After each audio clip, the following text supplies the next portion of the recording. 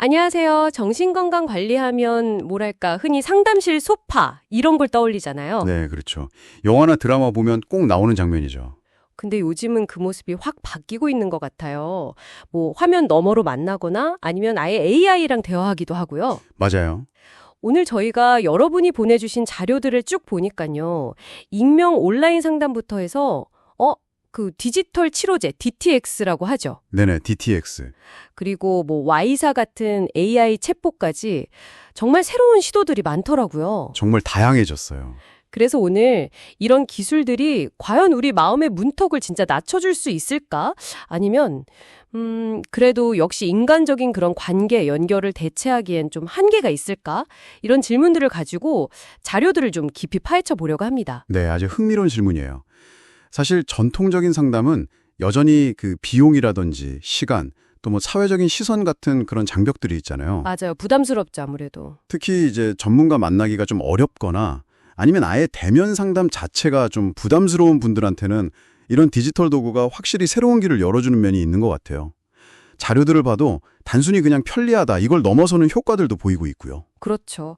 저도 보면서 첫 번째로 딱 눈에 들어왔던 게 그 익명 온라인 상담이었어요. 아, 네. 이게 뭐 문자나 채팅으로 하니까 얼굴을 직접 볼 필요가 없잖아요. 그렇죠. 근데 이게 생각보다 엄청 큰 힘을 발휘하는 것 같더라고요. 자료에서 그 온라인 탈역제 효과라는 말이 나오던데 이게 참 인상 깊었어요. 오히려 익명이니까 더 솔직하게 속마음을 말하게 된다. 이런 거죠. 맞아요. 그게 핵심이죠. 내가 좀 약한 모습을 보여도 괜찮다는 그런 뭐랄까 부담감이 확 줄어드는 거죠. 그러다 보니까 더 깊이 자기 자신을 들여다보고 성찰하게 되는 그런 가능성도 생기는 거고요. 물론 뭐 접근성이나 비용 면에서도 장점이 있긴 한데 네, 편하고. 근데 이 탈억제라는 게 항상 좋은 것만은 아니라는 지적도 있긴 해요. 같이 봐야 돼요. 아, 그래요? 어떤 면에서요? 때로는 너무 감정이 격해진다거나 아니면 글로만 소통하다 보니까 오해가 생길 수도 있고요.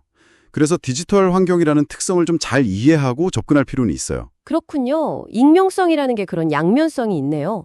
자, 그럼 이제 조금 더 체계적인 접근으로 넘어가서 디지털 치료제, DTX 이야기 좀 해볼까요? 네, DTX요. 이게 그냥 우리가 흔히 아는 건강관리 앱이랑은 완전히 다른 거라고 들었어요. 뭐 미국 FDA 같은 규제기관 승인도 받고 특정 질병 치료를 목적으로 하는 소프트웨어라고요? 네, 맞아요. 그게 핵심이에요. 치료 목적이라는 거. 우리가 흔히 아는 웰니스 앱, 뭐 명상 앱 이런 거랑 좀 달라요. 뭐가 다른 거죠? 구체적으로? 주로 이제 인지행동치료, CBT라고 하죠.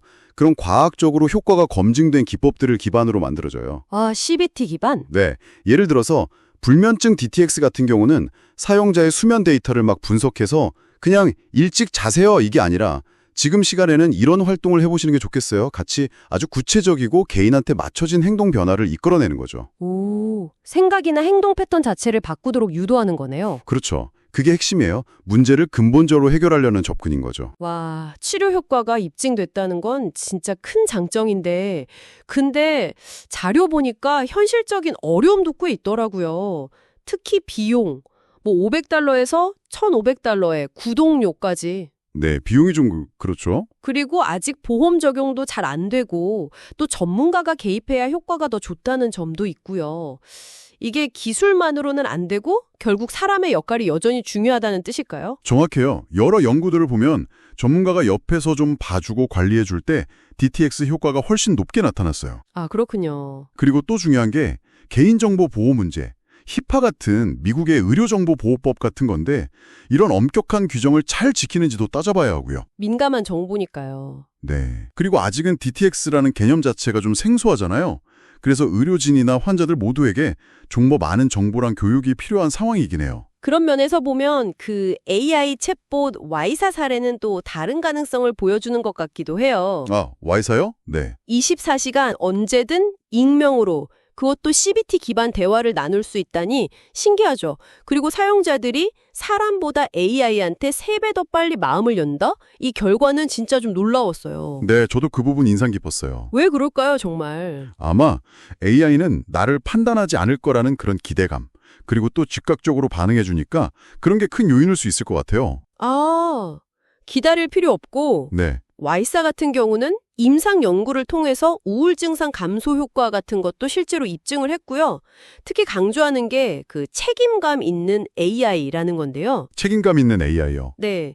예를 들어 사용자가 대화 중에 좀 위험한 신호, 뭐 자살 충동 같은 걸 언급하면 대화를 딱 중단하고 전문가 연결 같은 안전장치를 마련해 놨다는 거예요. 오, 굉장히 중요한 기능이네요. 그렇죠. 근데 여기서 꼭 기억해야 할 건 와이사 같은 AI 챗봇도 결국 진단이나 어떤 심각한 정신질환 치료를 대체할 수는 없다는 거예요. 어디까지나 보조적인 도구로 봐야죠. 아, 그렇죠. 치료는 아니니까요. 네, 싱가포르 같은 데서는 공공 시스템에 도입하기도 했다는데 그것도 흥미롭긴 하지만 역할의 한계는 분명히 알아야 합니다.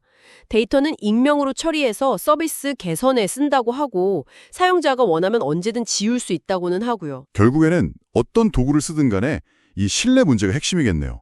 익명 상담이든 DTX든 AI 챗봇이든. 맞아요. 특히 요즘 보면 규제 안 받는 웰니스 앱들도 엄청 많잖아요. 이런 것들은 효과가 진짜 있는지, 개인정보는 어떻게 다루는지 더 꼼꼼하게 봐야 할 것 같아요. 그냥 편리하다고 덜컥 쓰기에는 좀, 그쵸, 민감한 정보들이 오가니까요. 네, 정말 중요해요. 기술이 분명히 정신건강 지원의 문턱을 낮추고 새로운 길을 열어주는 건 맞아요.